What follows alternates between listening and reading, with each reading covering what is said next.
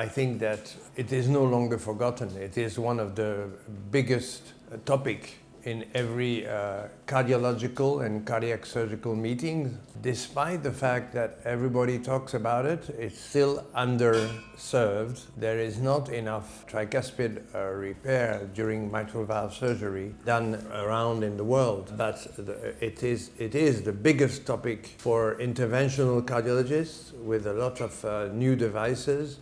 And it's also a topic for cardiac surgeons because we know that the range of repair is extremely wide.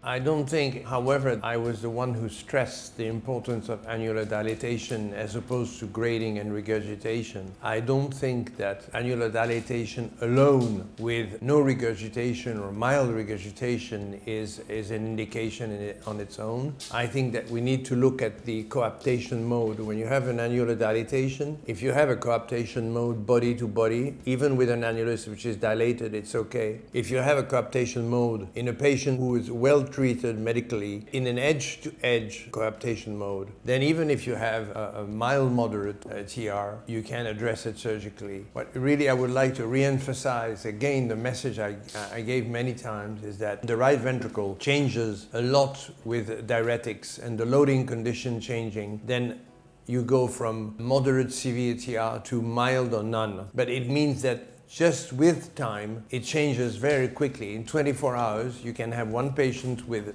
moderate severe, and 24 hours later, he shows virtually no TR. So the question you raise is a very difficult question because it's not as simple as that. It is not, the patient doesn't remain with mild TR all the time. It depends on the coaptation mode and the annular dilatation and the loading condition. And you cannot, at the time you assess the patient, you cannot control all these parameters together. So this is why there is no straight answer. You need to reassess the patient later, a serial assessment, to decide whether you're going to treat it or not.